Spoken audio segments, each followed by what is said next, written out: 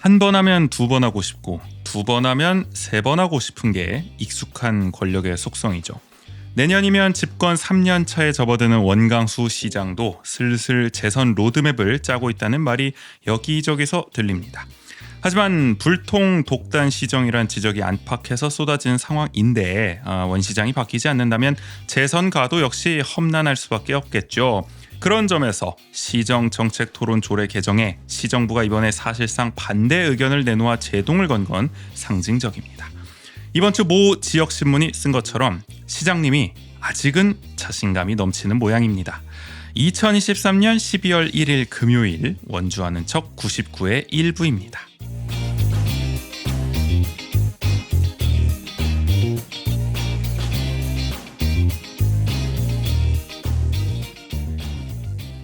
세상을 바꾸는 관심 아는 척에서 시작합니다. 강원도와 원주를 이야기하는 풀뿌리 팟캐스트 원주 아는 척 존즈입니다. 12월의 첫날에 인사드립니다. 언제 이렇게 시간이 흘렀나? 이제는 놀라기도 지겹다. 하여간 올해는 유독 더 순식간에 지나가는 것 같습니다. 국인 씨도 그렇죠? 네, 그렇습니다. 좀 육아하느라 사실 정신이 없으셨을 것 같은데 올해 맞아요. 특히 슈아의 폭풍 성장기였기 때문에. 네. 그리고 올해 1월부터 사실상 1월이죠. 12월 31일이었나 그때 복직을 했다 보니까. 그렇죠. 이제 전업 아내분이 복직을 하시고 네. 이제 국인 씨가 전업 이제 육아에 들어갔다. 네. 전업 전업 육아. 그러다 보니까 항상 얘기해요. 요즘에는 1년이 어떻게 이렇게 지나갔는지 모르겠다. 그렇죠. 다들 그 얘기합니다. 네. 근데 늘 연말 되면은 맞아요. 올해는 느렸다 이런 사람 별로 없는 것 같아요. 그런 생각이 들고요. 네. 자, 두 번 하고 싶고 세 번 하고 싶고. 근데 사실 지금까지 원주 시장들 김기열 시장 3번 했고. 그렇죠? 네네. 연속한 건 아니지만은 결국 12년 했고. 맞아요. 네. 원창욱 시장도 12년 했단 말이에요. 네네. 지금 12년 이어지고 있어요. 전임 전전임이. 이번 시장도 그런 욕심을 낼 수밖에 없는 상황이다. 당연히 이제 욕심이 나지 않을까. 그렇죠. 네. 슬슬 가동한다. 이런 얘기들이 나오고 있고 내년에 또 이제 선거가 있으니까 물론 맞아요. 총선입니다만은 그거에 또 어떻게 보면 또 하나의 또 분위기를 좀 가늠하는 또 방향타? 그렇죠. 그렇게 될 수 있기 때문에 중간 평가 같은. 맞아요. 네. 더더욱 좀 얘기가 나오지 않을까 싶기도 하고. 잠시 후에 원주통신에서는 그 얘기 좀 잠깐 나눠보도록 하고요. 오늘은 또 매거진 W도 준비가 돼 있습니다. 일부에서 이번 달 원주 문화예술 행사 5가지를 또 골라봤거든요. 네.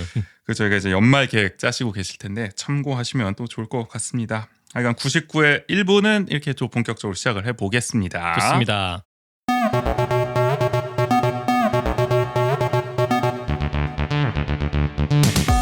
한 주간 원주의 중요한 뉴스를 논평합니다. 원주통신.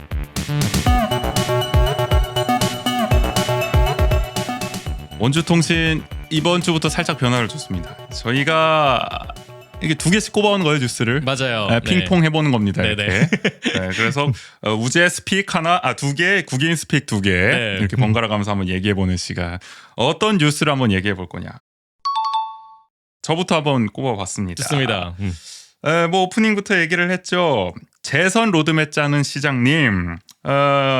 이 얘기를 해보려고 그러는데 이번 주에 원주신문에 흥미로운 칼럼이 실렸어요. 우리 심규정 편집장이 비로봉에서 그야말로 우리 정치 비사가 다 담겨있는 정치 야사를 담은 무협 칼럼이죠, 본격. 네. 이게 굉장히 문체가 독특하셔서 그러니까 아주 읽는 맛이 있다. 글맛이 살아 숨쉬는 이번 주 정치계에 상당한 또 영향력을 행사하고 있는 그렇죠. 무실동을 긴장케 하는 이 비로봉에서 칼럼에 원광수 시장의 플랜 B라는 제목이 이번에 실렸어요. 네. 대충 내용은 이렇습니다. 이제 원광수 시장이 이제 성공한 시장으로 평가받고 싶다면은 반도체 기업 유치 같은 이런 핵심 공약이 임기 내에 이제 구체적 성과를 내야 하는데 이게 어려울 수 있잖아요, 사실은. 맞아요. 장기 비전이기 때문에. 네네. 그래서 플랜 B가 필요하다, 한마디로. 그러려면은 우리 원 시장이 자신을 좀 더 낮춰서 이렇게 표현을 합니다. 신 편집장. 황소 고집으로 각인된 이미지를 바꿀 리더십의 환골 탈퇴가 필요하다. 한마디로 좀 낮춰라 이거죠. 그러니까 겸손해져라. 이런 표현들에서 참 요 비로봉에서의 맛이 느껴져요. 이거 우리 못 따라갑니다, 이런 표현. 성소 고집 이런 인용하는데도 정말 이렇게까지 써도 되나 싶은 읽으면서 상당히 놀라운 표현이 많이 나오는데 그러면서 이렇게 덧붙여요. 능수능란한 정치적 쇼맨십이 몸에 체화돼야 된다. 저는 이 문장이 가장 인상 깊었던 게 그래요? 네. 그러니까 보통 뭔가를 해라 이런 얘기를 하지만 정치적 쇼맨십 이런 표현이 근데 쇼맨십 부족한가 지금? 내가 볼 때 많이 하시는 것 같은데 뭔가 이렇게 소통하는 모습에서의 쇼맨십. 그러니까 예를 들어 이런 거지. 옛날에 그런 얘기 했잖아요. 예를 들어 아카데미 친구들이 천막농성하고 있을 때 갑자기 낮 시간대 예고도 없이 갑자기 천막농성장에 수박 한 통 들고 막 찾아가는 거야. 내 소통하겠다 직접 하면서 일종의 쇼맨십. 그렇죠. 거죠. 그러나 시민들이 볼 때 뭐 쇼맨십이더라도 그런 모습은 어쨌든 진정성이 그래도 좋은 모습으로 보일 수 있잖아요. 네. 그런 게 좀 필요하다는 뉘앙스가 아닐까. 행간을 읽어보자면 긍정적인 의미의 그렇죠. 긍정적인 쇼맨십. 지금까지 뭐 부정적 쇼맨십은 또 많이 보여주셨기 때문에 솔직히 말하면은 그런 좀 충고를 해주신 게 아니 조언을 해주신 게 아닌가 싶고요. 그 중에서 저는 사실 가장 눈길을 끄는 거는 이 대목이었어요. 칼럼에서 한번 읽어볼게요. 원 시장과 가까운 인사들은 내년부터 이제 재선 로드맵을 짜야 한다라고 말한다. 이는 순진한 말이다. 이미 취임과 함께 시작됐다고 봐야 하지 않을까? 원 시장과 가까운 인사들의 전원을 종합해보면 원 시장이 시청을 장악했다거나 외연 확장에 만족감을 드러내고 있다고 한다. 강력한 힘의 원천인 인사권을 쥐고 있는 데다 지역에서만큼은 1인 지상 만인 치하의 자리인 만큼 당연한 자신감의 발로일 수 있다. 거의 뭐 삼국지 읽는 느낌이에요. 하여간 이 표현 재밌죠? 원 시장이 이제 생각할 때 자기가 시청을 장악했다. 그리고 외연 확장에도 만족감을 드러내고 있다. 하여간 지금 카리스마 있게 통치하고 있다는 겁니다. 지금 무실동의 이 정치권 정가를 자기가. 물론 뭐 걸려들 지점이 있겠죠. 이 문장만 봐도 그렇죠. 이게 아니 그리고 1인 지상 만인 지하가 이게 아니 실제로 이렇게 인식하고 있으면 안 되는 거잖아요. 그렇지 않겠죠. 다만 이제 여의도래 무실동 정가에 떠도는 얘기를 종합해 보면 뭐 이런 정도의 느낌은 있나 봐요. 하여간 근데 원광수 시장이 보여주는 일련의 어떤 불통 행보들이 있지 않겠습니까? 뭐 아카데미 극장, 또 공무원 이런 승진 임용 인사에서의 다면 평가 폐지, 또 최근에 뭐 측근 보훈 인사 논란 이런 걸 생각해 보면은 아주 또 틀린 말은 아닌 것 같다라는 생각이 드니까 저희가 인용을 하는 거예요. 터무니없진 않다. 맞아요. 원 시장이 진짜 이렇게 생각하지 않을지는 모르겠지만. 근데 지금 하는 어떤 행정을 봐서는 그리고 하는 방식이나 이런 것들을 그렇죠. 보더라도 이것은 뭔가 자신감이 느껴지긴 하거든요. 그래서 일견 이해할 수 있는 구절이라 제가 좀 인상적이어서 또 꼽아봤습니다. 과연 정말 이렇게 생각하고 있을까? 이러면 좀 아니죠. 이러면은 그렇죠. 아무리 그래도 특히나 이제 뭐 어쨌든 내년 하반기면 원광수 시정이 이제 3년 차잖아요. 당연히 재선 생각할 수밖에 없는 상황입니다. 맞아요. 무실동 정가에서는 뭐 이 칼럼에도 나오듯이 벌써 이런저런 얘기가 들려요. 재선 로드맵이 가동 중이다. 그리고 이제 원 시장과 다른 어떤 또 다른 시장 후보도 뭔가 준비에 들어가고 있다. 몸 풀고 있다. 요즘 같은 김장철에 뭐 김치 봉사도 하시고 김장 봉사도 하시고 각종 봉사 하시는 분들 잘 살펴보면 뭐 눈에 띄는 분들 계시지 않겠습니까? 연탄 봉사하고 주의 깊게 보면은 뭐 눈에 들어옵니다. 하여간 정치권의 움직임이 바빠요. 또 내년 총선도 있기 때문에 맞아요. 여러모로 이 해석의 여지가 많은 움직임들이 있습니다. 제가 어제 좀 깊은 잠을 자서 꿈을 꿨는데 깊은 잠을 잤는데 꿈을 꿀 수가 있는데 꿈을 잠깐 꿨는데 꿈에서 들은 얘기를 잠깐 해보면은 이 원주 무실동 공직사회 일부 사람들은 벌써 다른 시장 후보 쪽에 뭔가 이렇게 재선 로드맵으로 무게를 싣고 있다. 이런 말이 어디선가 제 꿈에서 들렸어요. 꿈에서 들렸습니다. 한마디로 뭔가 이렇게 또 줄을 서는 움직임이 또 있다. 한간에는 뭐 이런 얘기가 제 꿈에서는 들려왔거든요. 사실일 리가 전혀 없습니다만은. 하여간 여러모로 이렇게 선거를 앞두고 말이죠. 그럼요. 또 이런 모습들이 보여지고 있다. 이게 뭐 좋은 건지 안 좋은 건지 저는 모르겠습니다만은 지금 이 재선 로드맵에도 아주 이렇게 공직사회에서 일치 단결해서 뭔가 되는 모습은 아닌 것 같다. 약간 아까 칼럼에서 나왔던 장악을 한 게 그렇죠. 과연 정말 그런가라는 생각이 제가 드는 거죠. 꿈에서 들은 얘기로 봤을 때는.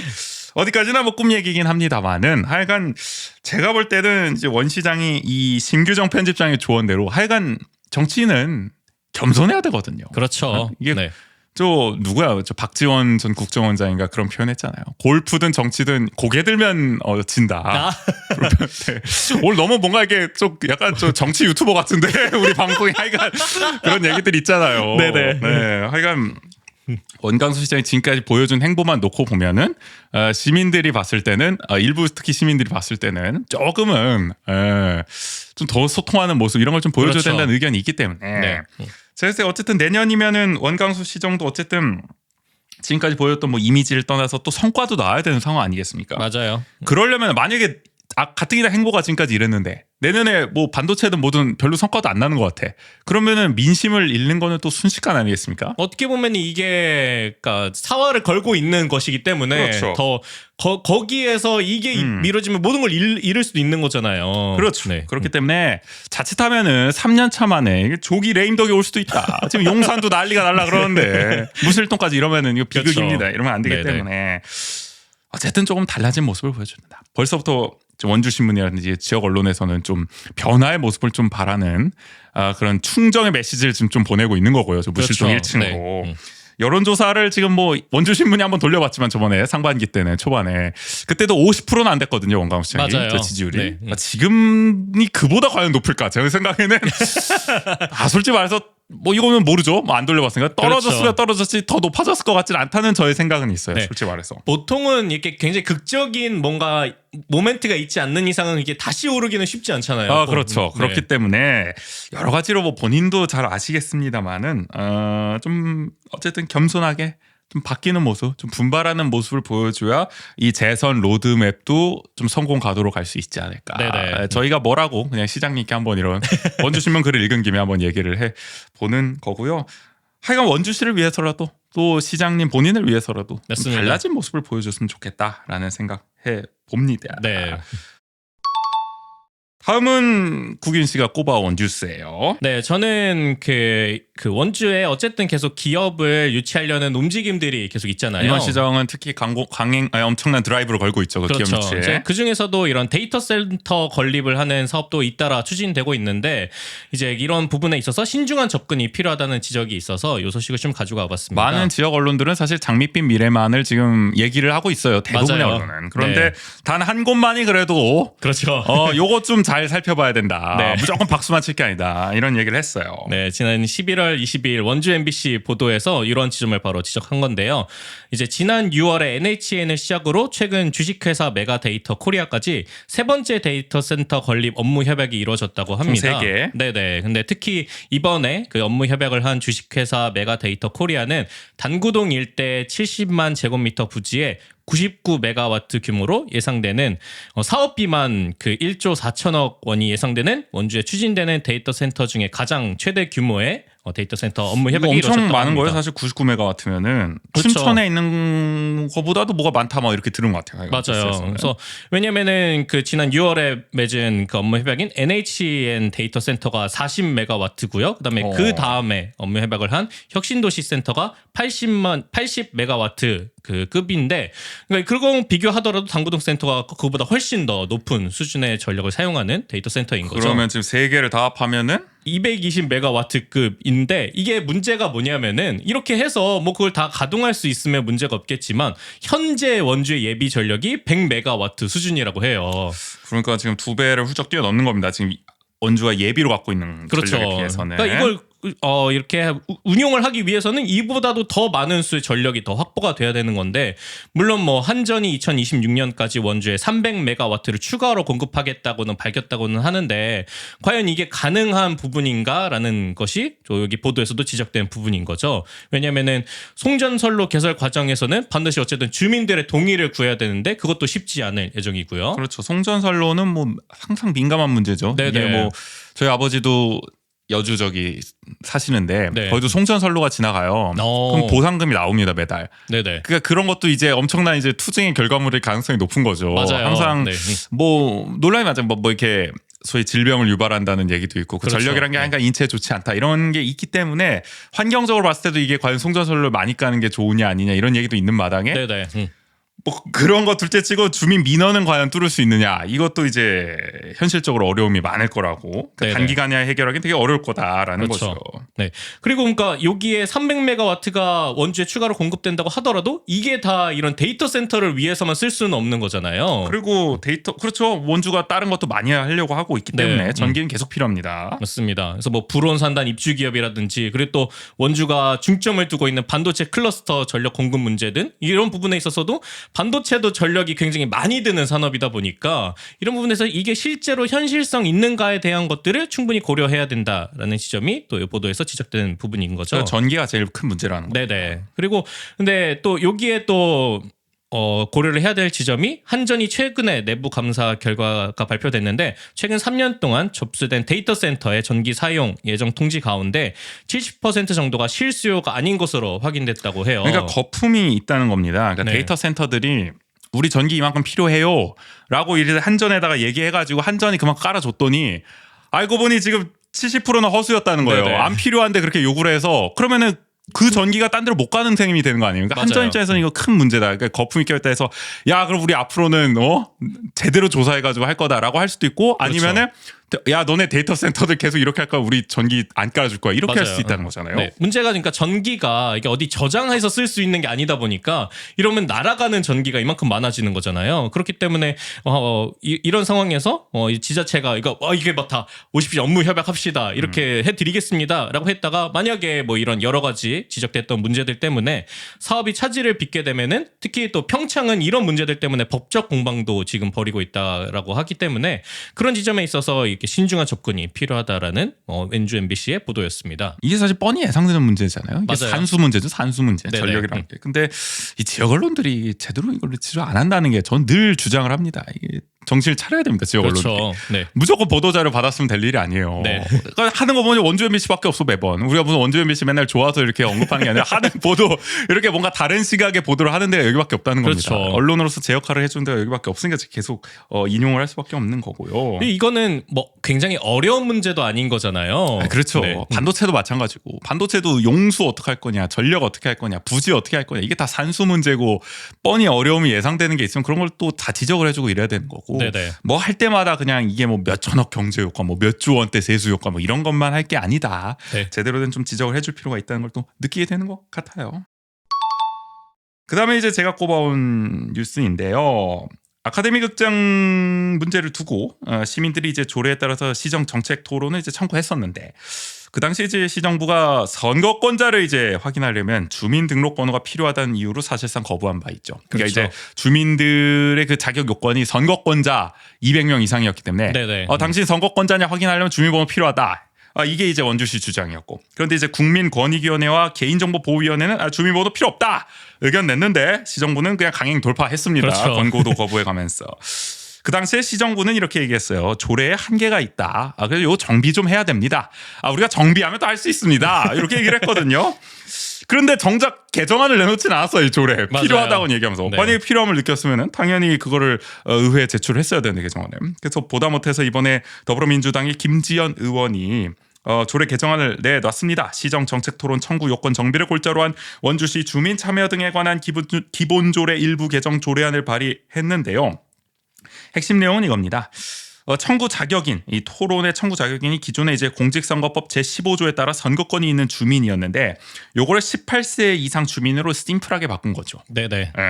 그래서 이 18세 이상 주민할 때 또 주민은 뭐냐? 이 주민의 정의가 이번에 크게 확대가 됐어요. 원래는 지방자치법 제16조에 따라 원주시의 구역 안에 주소를 가진 사람이었는데 여기에 더해졌어요. 거소를 시에 두고 있는 것으로 확인된 사람, 또 본점이나 지점을 시 관내에 둔 사업체의 종사자. 그러니까 꼭 원주에 주소를 두고 있지 않아도 주민으로 볼 수가 있게 되는 거죠. 이 조례 하에서는. 이를테면은 뭐 원주의 대학생인데 주소는 뭐 서울일 수도 있는 거니까. 그렇죠. 근데 네. 이런 학생들도 어쨌든 이 원주에 계속 거소가 일정하면은 이 대학에 있는 동안 네네네. 기숙사든 뭐든 그럴 경우에는 주민으로 볼 수가 있는 거고 또 집은 저기 뭐 여주나 뭐 이런 쪽에 있는데 직장을 또 이제 뭐 원주로 다녀가지고 사실상 원주에서 뭔가 거소를 하거나 또는 원주 관내에 이렇게 사업체 어쨌든 종사자 아니겠습니까? 그런 그렇죠. 분들. 그런 분들. 그럴 경우에도 이제 주민으로 볼 수가 있다라고 아주 확대를 해버린 거죠. 주민의 정의. 이건 진짜 대폭 확대한 거네요. 그렇죠. 그래서 네. 결국 핵심은 그겁니다. 기존에는 선거권자냐 아니냐를 확인해야 돼서 주민번호 필요했다 그랬는데 이제는 그냥 18세 이상 주민이니까 또 넓어졌으니까 주민의 네네네. 범위도 그런 아주 자질구레한 것까지 할 필요 없다. 행정 절차를 두고 우리가 이제 법적 해석에 이런 다툼을 벌일 필요가 없다. 네네. 뭐 이러려고 이제 개정안을 발의를 한 겁니다. 하지만 이 조례 경론 끝에 원주시의회 행정복지위원회에서 제동이 걸렸습니다. 이 과정에서 매우 희귀한 장면이 하나 나왔는데 주무부서인 기획예산과에서 이례적으로 이제 부정적 의견을 내놓으면서 이 조례에 대해서 수정안을 제안하는 상황이 발생했어요. 근데 우리가 무실동은 지금에서 시의회 리뷰할 때 보지만은 집행부서의 의견은 사실 형식적인 거에 가까워요. 그냥 맞아요. 네. 뭐 아주 좋은 뭐 조례라고 판단됩니다. 또는 뭐 별도 의견은 없습니다. 이렇게 넘어가는 게 이런 절차가 왜 필요하나 싶을 정도로 필요하니까 하겠죠. 근데 네네. 어쨌든 거의 형식적으로 그냥 하는 그런 건데 맞아요. 여기서는 갑자기 강지원 기획예산과장이 나와가지고 이렇게 얘기를 해요. 급변하는 행정 환경 속에서 시민사회로부터의 다양하고 광범위한 토론 요구에 별도의 검토 과정 없이 모두 응하는 것은 시 행정력으로 대응하는데 현실적으로 어려움이 있다면서 두 가지 안을 본인이 제시하기까지 역으로. 하거든요. 네. 그래서 일하는 이거예요. 제11조 3항이 이렇게 돼 있습니다. 시장은 토론 청구에 대하여 특별한 사유가 없는 한 1개월 이내에 응하여야 한다. 요거를 토론 청구에 대하여 시정 왜곡, 허위사실 유포, 주민 갈등 유발 등 시민사회에 미칠 영향을 종합적으로 고려해 토론에 응할 수 있다로 수정하자.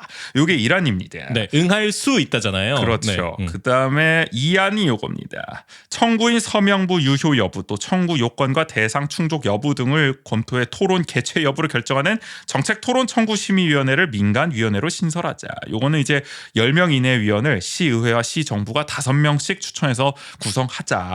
이렇게 한 겁니다. 그래서 1안을 한데 1안 못 받겠다 그러면 2안으로 하십시오. 뭐 네네. 이렇게 약간 제안을 한 겁니다. 근데 사실 이렇게까지 이견을 시정부가 내놓는 일은 매우 드물기 때문에 의원들도 사실 좀 당황한 모양이었어요. 보면은 바로 30분 가량 정회가 이루어집니다. 근데 여러분들 내일 방송 들어보시면 아시겠지만 이 정회 때 진짜 이야기가 펼쳐지거든요. 그렇죠. 근데 30분이나 이렇게 길게 정회가 됐다는 건 아마 엄청난 경론이 오가지 않았을까라고 저희가 짐작해 볼 수가 있죠. 약간 그렇게 재개된 회의에서 의원들은 이제 이렇게 지적을 합니다. 시정 왜곡, 허위사실 유포, 주민 갈등 유발 등 시민사회에 미칠 영향을 종합적으로 고려한다는 말은 너무 시정부가 좀 자의적으로 판단할 여지가 많다는 거죠. 그렇죠. 네. 사실 뭐 시가 마음에 안 들면은 시정 왜곡이 될 수도 있는 거고. 맞아요. 네. 주민 갈등 유발해서 안 됩니다 이렇게 할 수도 있는 거고 네. 허위사실 유포라고 할 수도 있고 특히 우리 원광수 시장이 그동안 보여준 모습 보면은 이 아카데미 극장 토론은 안 할 것 같거든요. 여기에 해당된다고. 여기에 다 해당된다고. 네. 세 가지에 모두 해당된다고 얘기해요. 약간 그럴 것 같다는 느낌이 듭니다. 저는 네네. 합리적으로 봤을 때. 그래서 너무 좀 노골적이다. 약간 맞아요. 요렇게 제안한 거. 이게 못 받을 걸 알고 제안한 거죠. 1안은 솔직히 말해서. 그렇죠. 근데 네. 2안 같은 경우도 사실 위원회에서 이걸 결정하게 한다. 10명 이내 위원회에서 한다는 것도 약간은 좀 폐쇄적으로 어쨌든 조례의 방향이 수정되는 거라서 오히려 이게 사실 조례라는 게 안 그래도 좀 어려운 주민 참여 기회를 이 조례를 통해서 좀 늘려봅시다 하고 만드는 건데 맞아요. 이 수정을 이렇게 해버리면 이 취지랑 너무 안 맞는 거 아니냐. 취지를 왜곡할 수 있다는 지적을 더불어민주당 권아름 광문근 의원이 이제 펼친 겁니다. 그리고 심지어 그 10명 이내 위원도 시정부 5명, 시의회 5명 추천인 거잖아요. 그렇죠. 네. 그것도 사실 우리가 시정부가 만드는 뭐 저 위원회라는 게 사실은 공유재산 심의위원회 이런 것도 보지만은 그렇죠.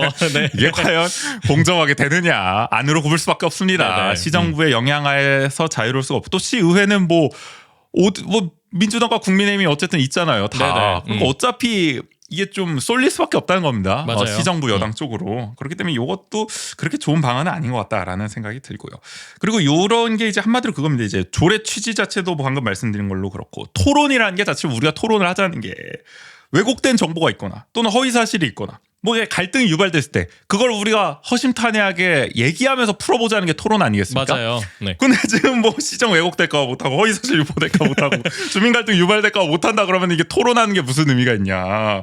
그러니까 이게 이런 어떤 뭐랄까요 이제 토론 자체를 뭔가 제약하는 듯한 이런 수정안이 나온다는 것 자체가 뭔가 토론의 이런 우리의 의미, 본래 의미, 맞아요. 취지 자체와도 좀 안 맞다. 아니, 이런 게 다 없이 받아들여지는 사안들은 과연 토론할 수 있는 것인가? 그러면은 뭐 완전 무결한 걸 가지고 토론을 해야 되나? 사실 뜨거운 감자를 가지고 우린 토론할 수밖에 없는 거거든요. 네네. 그래서 이거 좀 아니지 않나라는 얘기들이 의원들한테서 계속 나왔고 심지어 이제 국민의힘 나윤선 의원조차도 시정 왜곡, 허위사실 유포, 주민갈등 유발 등 이런 부정적인 사유뿐만 아니라 뭔가 이렇게 좀 긍정적인 하여간 뭔가 옹호할 수 있는 사유도 넣어야 하지 않겠냐. 그렇죠. 그러니까 너무 부정적인 이런 이유들만 들어가 있다라는 지적을 하기도 했습니다.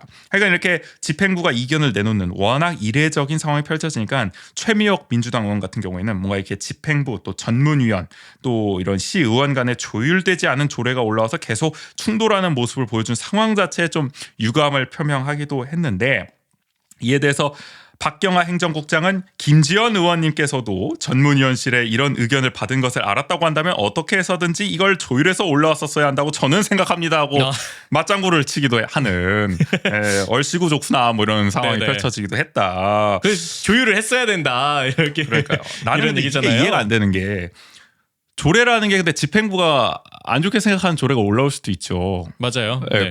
그런데 다 집행부 입맛에 맞는 조례만 올려야 됩니까? 근데 나는 이게 이해가 안 돼. 전문위원은 뭐 시의회에 있는 사람들이니까 네네. 집행부 전문위원과 시의원들이 논의를 해가지고 뭐 조례를 만들었어. 근데 집행부는 솔직히 말해서 마음에 안 들 수도 있죠. 네네. 그 조례가 아니 그러면은 토론이 오갈 수도 있는 겁니다 이 자리에서. 맞아요. 근데 내가 봤을 때 최미호 의원의 말이나 이런 걸 들어보면은 뭐 이런 상황이 벌어진 것 자체가 뭔가 안 된다는 듯이 이렇게 얘기하는 게 나는 그건 좀 이해가 안 됐어요. 네, 물론 이 사안이 이례적이긴 하지만 그러니까 어떻게 보면 이런 사안들이 많이 나올 수도 있는 거예요. 그렇죠. 물론 조율돼서 올라오면 제일 좋겠지만 네. 안 조율돼도 올라올 수 있는 거죠. 예를 들어 우리 국회를 보더라도 허건할 법 가지고 장관하고도 싸우는데 뭐 검수한 바까지 얘기 안 하겠습니다만 그러니까 하다못해 대놓고 거부하는 법도 막 국회에서 올라오고 막 이러는데 그렇죠. 정부에서 거부. 그러니까 만약에 집행부가 정말 마음에 안 들면은 시장의 권한이 있지 않습니까? 거부권을 쓰면 되는 거예요. 조례에 대해서. 맞아요. 네. 제2 요구권이 있지 않습니까? 그걸 쓰면서 하는 게 맞는 거지. 나는 무조건 이렇게 조율해서 올라와야 되나? 그러니까 이건 좀 다른 얘기긴 합니다만 이 뭐 최미호 의원의 발언이라든지 이런 걸 보면서는 좀 의아한 말이 들었고 거기에 대해서 박경화 행정국장이 이렇게 또 얼씨구나 맞장구 치고 있는 모습을 보니 이게 시의회 문화인가 관행인가 맞아요. 하는 전 시민의 한 사람으로서의 의아함을 좀 느꼈다. 그러니까 입법부의 역할이 무엇인지에 대해서 또 생각해 보면은 물론 그런 부분이 잘 조율되고 이런 게 좋겠지만 어떻게 보면 이런 모습들이 더 입법부의 원래 취지에 더 맞지 않을까? 그렇죠. 라는 생각도 들어요. 시정부 입맛에 맞는 조례 만들자고 입법하는 거 아니거든요. 네네. 견제도 충분히 해야 되니까 조례로서 견제할 수 있는 겁니다. 하여간 결론. 집행부와 면밀한 논의가 필요하다는 이유로 해당 조례를 본회의에 부의하지 않기로 결정. 사실상 뭐 부결한 거죠. 그렇죠. 저는 이걸 보면서 사실 이런 어떤 불통 행정의 상징적 장면을 또 한 번 보는 듯하긴 했습니다. 어쨌든 뭔가 이렇게 조례를 그래도 하여간 토론도 그래요. 토론도 어떻게든 되게 하려는 게 아니라 어떻게든 안 되게 하려는 뉘앙스가 물씬 풍겼는데 이 조례도 어떻게든 이게 뭐가 좀 잘 만들어 보려는 게 아니라 어떻게든 좀 안 되게 하려는 뭐 받을 수 있는 안을 들고 와야지 1안, 2안 다 못 받을 안을 이렇게 들고 와버리면 네. 이거 곤란하지 않냐. 그리고 이 안에 민간위원회는 할 수 있습니다. 할 수 있다고 저는 생각해요. 왜냐하면 다른 뭐 대구도 그렇고 여기 시정부와 예시로든 남양주도 그렇고 다 위원회들이 있어요. 네네. 위원회에서 토론을 할지 말지를 결정하기도 하고 뭐 다 하거든요. 근데 다만 이제 구성을 이렇게 의회와 시정부가 추천하는 방식으로 하는 거는 아까도 말씀드렸지만 적합하진 않은 것 같다. 네. 관에 치우친 위원회가 될 수밖에 없기 때문에 그래서 뭔가 이렇게 더 다양한 이해관계자들이 이 위원회에 들어올 수 있는 방안으로 이 안을 제시했더라면 그렇죠. 그 정도면은 뭐 의원들도 충분히 받아볼 수 있는 안건이 아니었을까 하는 생각이 들어서 이 안을 너무 단순하게 짰다.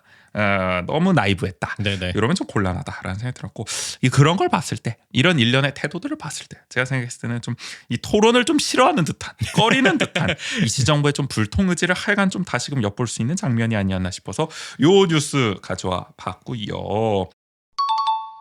마지막은 국인 스픽 두 번째네요. 네, 저는 원주의 중심을 흐르고 있는 원주천과 관련한 소식을 그렇죠. 가지고 제가 와봤는데요. 늘 자전거 타고 다니는 곳이죠.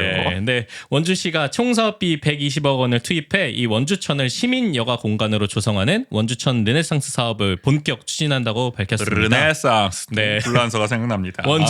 원주천의 다시금 부활을 언제가 엿보는 전성기였죠 원주천에? 그러니까요. 하여간 네, 시는 이제 지난달 24일부터 30일까지 원주천 상류부 구간, 동부구 구간부터 북원교 하류부 구간까지 그 사이에서 시민 500명을 대상으로 원주천 이용 만족, 필요 사항 등에 대한 설문조사를 실시했다고 오프라인으로 해요. 한 겁니까? 네네. 그렇구나. 그래서 뭐 이게 다니시는 분들께 아마 받지 않았을까 싶은데요.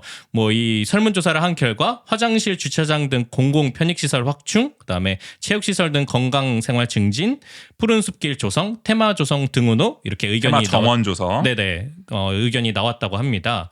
그래서 시는 이를 바탕으로 해서 화장실 추가 설치, 주차장 225면 조성, 파크 골프장 추가 조성, 인라인 스케이트 연습장, 3대3 농구장 신설, 푸른 숲길 테마 게임 정원 조성, 18,400m 세제곱미터 규모의 피크닉 야외 공연장 조성, 보도 자전거 도로 노후 교량 정비, 데크길, 징검다리 추가 설치 등을 계획한다고 합니다. 하여간 뭐 필요해 보이는 것도 있고 화장실 설치 뭐 이런 건 좀 필요해 네네. 보이기도 하고 파크 골프장이나 뭐 이런 거 많지 않나? 이제 파크 골프 안 쳐서 모르겠지만 네. 많은 것 같긴 한데 뭐 하여간 뭐 이런 여러 가지 다양한 만들어 본다. 시설들을 네. 굉장한 걸 만들어낸다는 겁니다. 네. 얘가. 그래서 뭐 시는 이제 11월 중에 실시 설계 용역에 착수하고 원주지방환경청과 협의를 통해서 뭐 시행 방법, 사업 구간 등 구체적인 사업 계획을 조율해 나갈 예정이라고 밝혔습니다.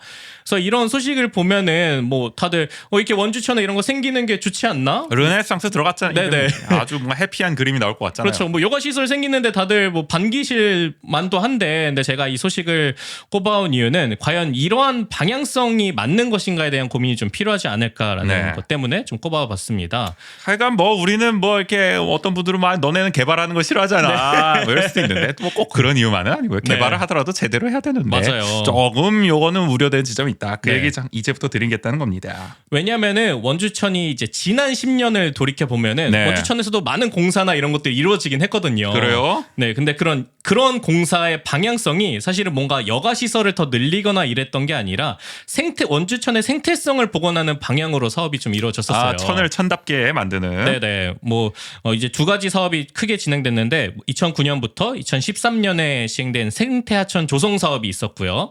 그다음에 2014년부터 2017년 사이에 시행된 생태하천 복원 사업이 있었습니다. 그러니까 생태하천을 조성하는 사업과 복원하는 사업 이렇게 두 가지로 나눠져서 진행됐는데요. 뭐 이 사업들의 내용은 이런 겁니다. 원래는 그곳에 다 둔치 주차장, 지금 원주천 주차장이 있던 것처럼 다 콘크리트로 조성돼 있던 곳 중에 일부를 철거해서 잔디를 식재하거나 아니면은 뭐 그 하천에 어도를 설치하고 또 생태 호환을 조성해서 그 하천 옆에 흐르는 곳을 조금 더 식재를 많이 조성하고, 그다음에 하천 자체도 이제 물고기들이 살 수 있게끔 다양한 시설들을 설치하는 등의 이런 노력들을 계속 기울여 왔던 거죠. 네, 그리고 또 이와 함께 하수관거 정비 사업도 함께해서 예전에는 비가 오면은 빗물과 뭐 오수 이런 것들이 함께 원주천에 다 흘러갔었거든요. 근데 이런 것들을 다 구분해서 이제는 그런 오수나 빗물만 이제 하천에 흐르고 오수 같은 것들은 다 하수종말 처리장으로 이제 해서 원래는 오수가 천으로도 흘러가고 네네. 막 그랬었는데. 그래서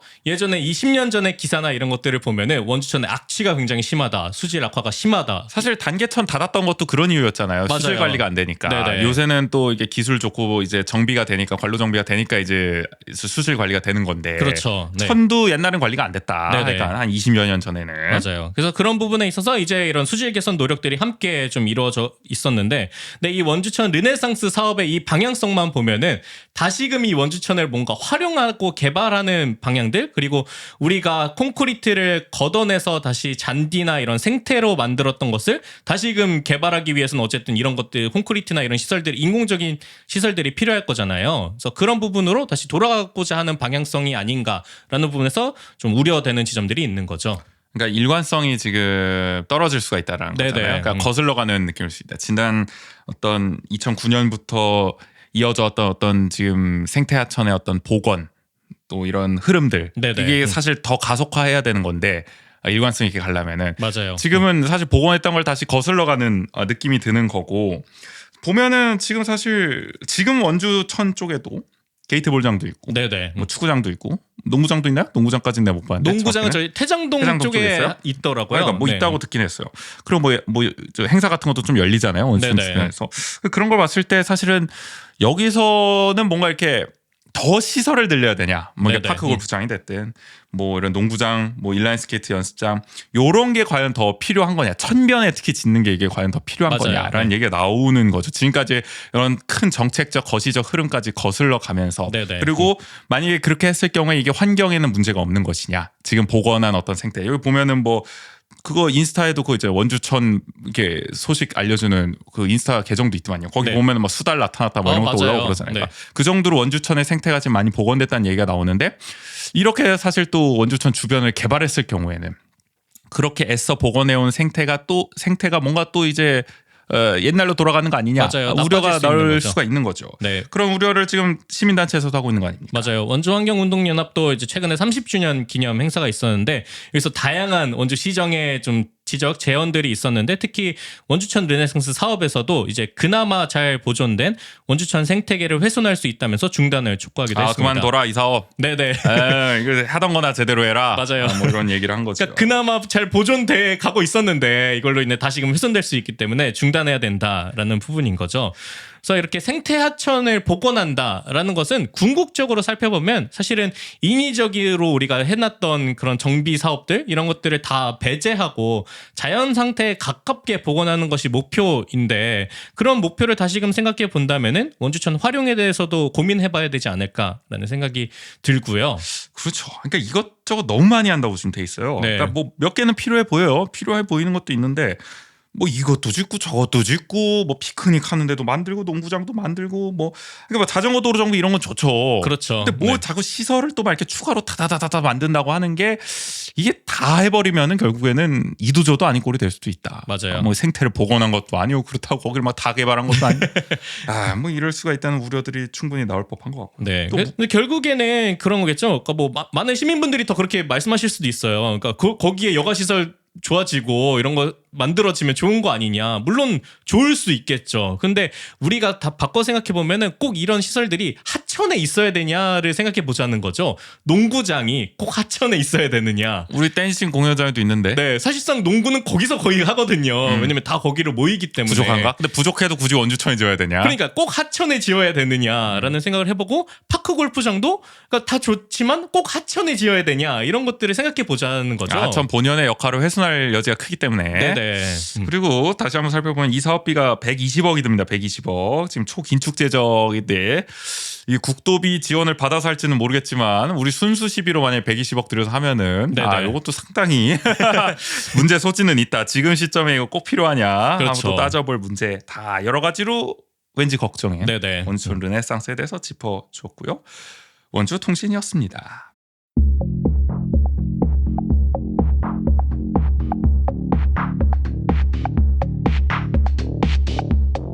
원주의 핫플레이스를 읽는 시간 매거진 W.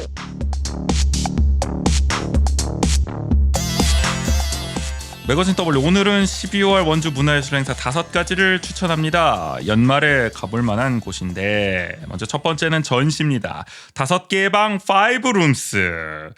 올해 남산골 문화센터 레지던시를 마무리하면서 입주 작가 5명이 반년 동안 실현한 결과물을 이제 전시를 한다고 해요. 그래서 각기 다른 색깔과 장르, 또 관심사, 문제의식을 가진 작가들의 전시가 어떻게 어우러질지 궁금한 자리다. 네네. 익숙한 작가분들 계십니다. 저희가 일전에 아트 페스티벌 때 또 소개하기도 했었던 먼저 이제 김선열 작가 또 이번에 해요. 이분이 이제 소위 말해서 이제 디오라마가 이제 그런 거 아닙니까? 저 약간 이렇게 표현해도 되나? 약간 제가 생각할 때 막 미니어처라 그래야 되나? 그러니까 뭐 그런 거 있잖아요. 우리 뭐 박물관 가도 이렇게 뭐 궁궐 맞아요. 미니어처는 뭐 약간 네, 그런 네. 느낌의 모양. 네, 그렇죠. 네. 디오라마 또 스톱모션 애니메이션 설치 등 이런 다양한 매체를 사용한 입체 기반 설치를 주로 하는 분인데 자본주의 시스템에서 이루어지는 여러 모순을 통해 동시대를 바라보고 시각화한다. 네네. 아트 페스티벌 때는 이제 재난을 소재로 또 이런 메시지를 담아냈는데 맞아요. 이번엔 또 네. 어떤 방식으로 풀어냈을지가 상당히 또 기대됩니다. 하여간 이제 설치를 주로 하시는 분이기 때문에 네네. 뭐 그때 코드블루 때도 그렇고. 그렇죠. 네. 궁금해요. 그다음에 박한지 작가 이분도 아트 페스티벌 때 전시를 했었죠. 산 위에 지어진 집의 이야기를 작품에 표현하는 그런 예술 활동을 계속 하고 계십니다. 모든 것을 내어주는 산이 마치 엄마 품속 같다는 생각을 가져 이제 산이란 모티브를 활용한 작업을 이어오고 있다고 하는데 저는 사실 그 아트 페스티벌 때도 이 박한지 작가의 작품이 굉장히 또 인상적이었거든요. 저는 이분의 이 작품에서 또 어떤 이런 우리네 자본주의와 이런 공동체의 어떤 이런 문제점에 대한 맞아요. 강력한 또 비판을 좀 읽을 수 있지 않았나 싶은 생각이 들었거든요. 아주 마음에 들었습니다. 코드블루 때도 거의 똑같은 그림인 것 같은데 색채가 이렇게 두 개가 좀 다른 모습이 되게 대비돼서 보이더라고요. 맞아요. 네. 그 다음에 이제 원민규 작가도 참여했는데 대지의 생명이 이제 꿈을 심고 표현하는 이제 예술 활동한다고요. 그래서 흙이라는 소재로 작품의 생명을 불어넣고 자연과 인간이 같이 호흡하고 있음을 조형으로 표현한다고 해서 조형 예술이 또 이번에 들어갈 것 같고 또 윤경 작가가 있습니다. 이분은 이제 인간의 감정과 상상력을 표현하는 비구상 서양화를 그린다고요. 그러니까 뭐 약간 추상화 같은 그런 느낌이겠죠. 느낌이지 않을까. 그래서 욕망에서 비롯된 욕심을 버리고 평화로운 삶을 추구하고자 이렇게 자연물을 작업의 소재로 사용한다고 해서 아마 이런 메시지가 담긴 작품이 이번에 전시될 것 같고요. 마지막으로 하영희 작가는 반복되는 일상에서 놓치거나 지나가는 순간들을 포착해 극사실주의 기법을 표현하는 아까 윤경 작가는 또 대비되는 그러게요. 느낌도 있어요. 네. 그래서 분야와 장르의 구분을 두지 않고 순수 미술, 일러스트, 창작 분야에서 회화를 기반으로 또 활동 중이라고 하더라고요. 이분들이 하여간 레지던시에 이제 입주를 해가지고 이런 네네. 또 작품 활동을 해왔다는 거 아닙니까? 그 결과물 이번에 표현이 되는 건데요. 12월 4일 다음 주 월요일부터 10일 일요일까지 열립니다. 평일은 오전 10시부터 오후 5시까지, 주말에는 오전 10시부터 오후 8시까지. 남산골 문화센터 미담 전시관 아트 오. 페스티벌 열렸던 네네. 곳이죠. 거기 가시면 무료로 또 관람할 수 있습니다. 야, 이게 그래도 굉장히 다양한 작가 그리고 다양한 어떤 방식들의 작품을 볼 수 있을 것 같아서 좀 흥미롭지 않을까 싶어요. 그렇죠. 이렇게 좀 원주에서 좀 다양한 어쨌든 뭐 시각 예술이 됐든 네, 뭐 이게 네. 전시가 됐든 이런 게 좀 많이 또 이제 연말 들어서 계속 또 맞아요. 열리는 것 같아서 이런 것 좀 즐겨 보시는 분들 네. 연말에 또 가보시면 좋지 않을까 싶어요. 그다음 공연입니다. 2023 후용 페스티벌. 후용 페스티벌은 2014년부터 매년 수준 높은 공연과 이제 예술가의 작업을 선보이는 공연 예술 축제도 뭐 유명합니다. 그렇죠. 폐교한 후용 초등학교를 리모델링한 이 후용 공연예술센터에서 예술가와 관객이 마을과 함께하는 다채로운 문화예술 행사로 이렇게 진행을 하다 보니 네네. 마니아층을 형성하면서 좀 인기를 끌고 있다. 그래서 대한민국 공연예술제 사업 우수 공연예술제에 또 수차례 또 선정되기도 했거든요. 그렇죠. 올해는 아시아 6개국 여성 예술가의 창작 세계에 주목한다고 합니다. 한국, 일본, 태국, 홍콩, 인도네시아, 말레이시아에서 자생해온 여성 아티스트 9명이 후용 공연예술센터에 머물며 공연과 작품을 선보인다고 하는데 30대부터 70대까지 다양한 예술적 커리어와 삶의 경험을 가진 여성 예술가들의 다채로운 무대가 펼쳐진다고 합니다.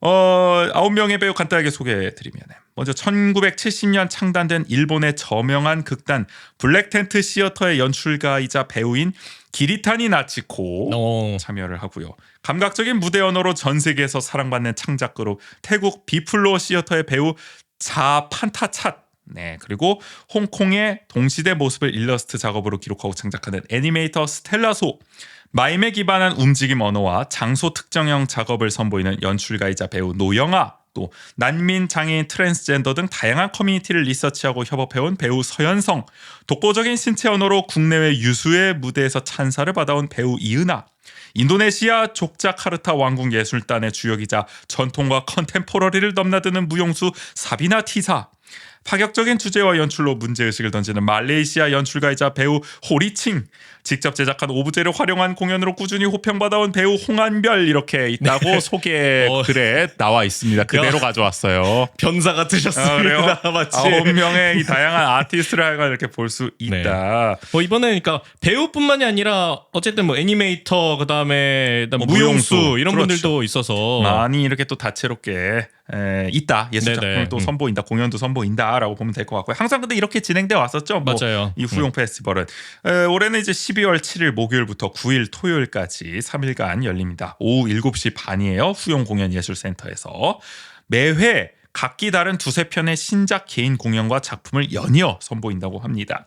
회차당 2만 원이에요. 지금 인터파크 네이버에서 이제 예매가 가능한데 12월 4일까지는 얼리버드즈 이제 조기 예매 할인 30%가 들어간다고 하니까 네네. 이 방송 들으시면 또 빨리 예매하시면 도움이 되지 않을까 싶어요. 그러니까 이 후용 페스티벌은 이런 아티스트적인 부분들도 있지만 그 공간 자체에서 이게 마을 축제 같은 느낌도 줘서 항상 맞아요. 이렇게 한데 네. 어울려서 우리 공동체가 함께하는 뭐 그런 인상을 맞아요. 주잖아요. 그러니까 그게 그래서 신기한 게 굉장히 약간 예술의 첨단을 달리는 느낌이면서도 굉장히 마을 친화적인 느낌이라서 아 그렇죠. 그게 되게 어우러진 느낌이 든다. 이색적이기도 해요. 그러니까 네. 이게 이 후용 공연 예술 센터에서만 경험할 수 있는 이 공연 예술 축제이기 때문에 맞아요. 꼭 올해 한번 가서 보시면 좋을 것 같아요. 사실 저는 안 가봤어요. 올해는 가봐야 될 것 같은데. 네네. 다음은 영화제입니다. 제28회 원주 인권영화제. 올해가 세계 인권선언 75주년이라고 하네요. 이걸 기념한 강원 인권주간 공식 행사 중 하나로 열립니다. 올해 주제는 다시 평화.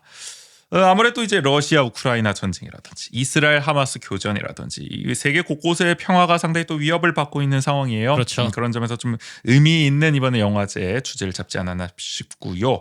개막작은 박문칠 감독의 보드랍게입니다. 이게 이제 수십 년간 침묵을 강요당한 일본군 위안부 피해자 김순학 씨의 삶을 통해 피해자들의 이야기를 귀담아 듣지 못한 한국 사회의 문제를 짚고 있다고 하더라고요. 제21회 전주국제영화제 다큐멘터리상, 제12회 DMZ 국제 다큐멘터리 영화제 아름다운 기러기상을 수상한 작품이라고 합니다. 네네.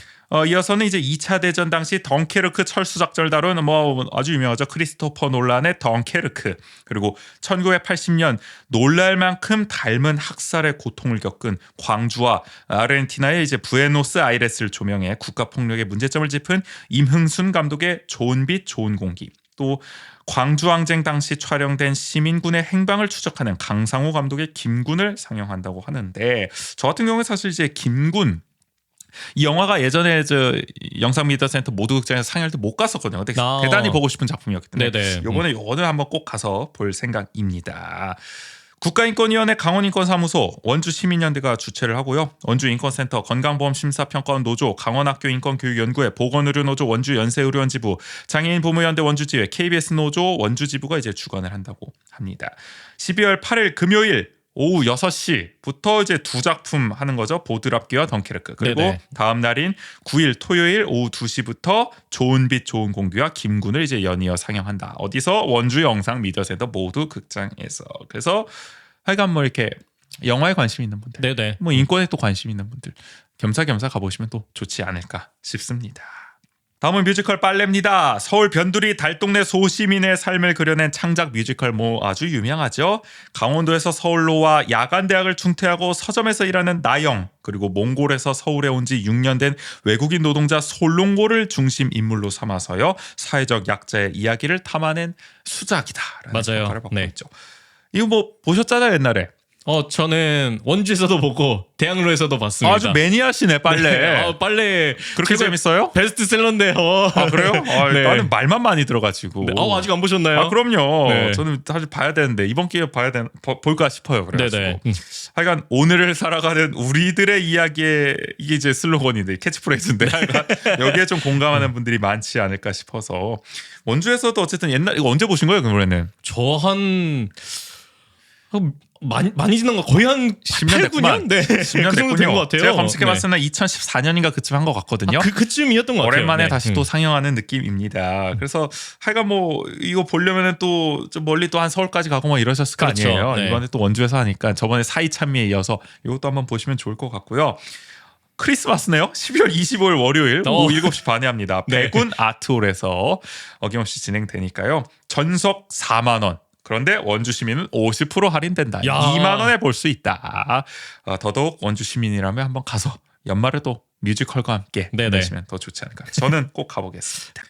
마지막은 이분도 뭐 워낙 유명하죠. 유키 구라모토 콘서트가 야. 또 연말을 장식합니다. 네네. 한국에서 인기 많은 뉴에이지 피아니스트죠. 유키 구라모토가 또 원주를 방문하는데 뭐 대표곡으로는 로맨스와 레이크 루이스 네. 뭐 이런 노래들이 있죠. 뭐 좋아하십니까? 유키 구라모토 원주 시민들이 아주 사랑하는 또 피아니스트라고 그렇죠. 그러던데. 네. 보신 적 있으세요? 본 적은 없어요. 그래요? 근데 이게 2018년에도 원주 왔다 그러는데. 네. 곡은 많이 듣긴 했는데. 네.